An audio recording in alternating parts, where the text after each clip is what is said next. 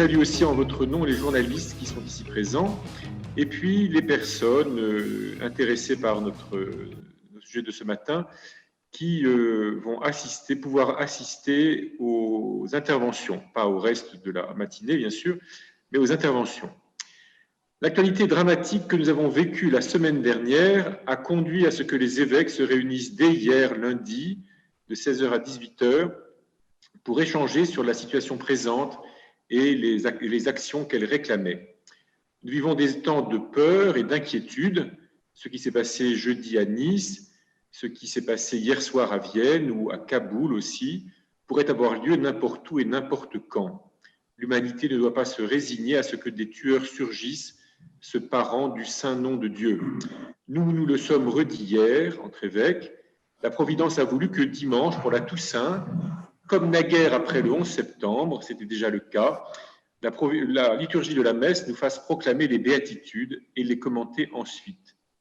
Puissions-nous, alors même que nous sommes habités, peut-être, sans doute, de colère et de peur, ne jamais refuser que ces paroles-là retentissent à nos oreilles, celles de notre corps et celles de notre cœur. Ce matin, nous sommes heureux de vous accueillir pour ce temps d'assemblée plénière que nous voulons consacrer à la crise écologique, un jour et demi en temps normal, qui vont être en réalité substitués par 2 visioconférences, une matin et une après-midi, après le chapelet. Je précise que pour le chapelet, nous pouvons y assister en joignant le lien à la visioconférence de l'après-midi et en suivant le chapelet sur l'écran partagé. Voilà. Ce soir, une veillée musicale et poétique sera proposée et mercredi matin, donc, un essai de reprise théologique et pastorale.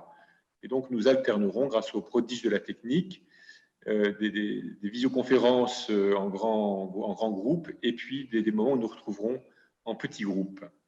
Permettez-moi d'ajouter un mot encore. Il n'y a pas de rapport direct entre la crise écologique et la crise du monde musulman qui s'exprime notamment par l'islamisme violent et mondialisé. Et pourtant, ce n'est pas sans lien avec les angoisses alimentaires d'une partie du monde que la violence de cet islamisme sort de tous côtés.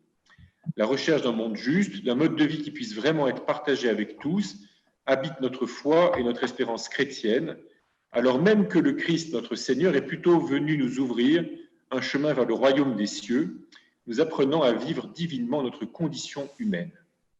Notre thème, donc, pour aujourd'hui et demain, est cultiver la terre et se nourrir. Cultiver la terre, c'est le premier commandement biblique. Que veut-il dire? Est-il si facilement bien compris? Le premier confinement en mars et en avril a remis en lumière que la nourriture par laquelle nous refaisons nos forces était essentiellement due au travail des agriculteurs et des industries agroalimentaires.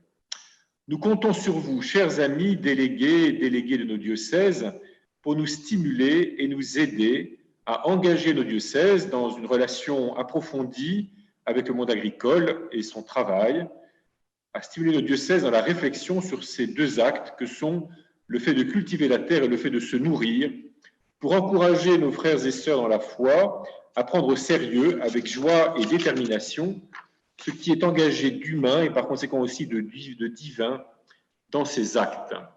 Nous reprendrons cela demain matin avec le Père François Heuvet de la Compagnie de Jésus, qui nous aidera à réfléchir à partir de la Bible. Je suis heureux d'accueillir en votre nom nos 2 orateurs de ce matin, M. Régis Dubourg et M. Aurélien Gontier. Et cet après-midi, nous entendrons Mme Christiane Lambert et M. Dominique Potier. Avant de présenter M. Dubourg, je vais laisser la parole à Pascal Ballement, chef du projet Écologie intégrale pour la Conférence des évêques, ainsi qu'à Laurent Van Dithuizen, je ne suis pas sûr d'avoir bien prononcé son nom, qui est le responsable de l'Université du Nou et qui va nous conduire dans une démarche de synodalité au cours de ces journées de travail, de découverte, d'action et de prière.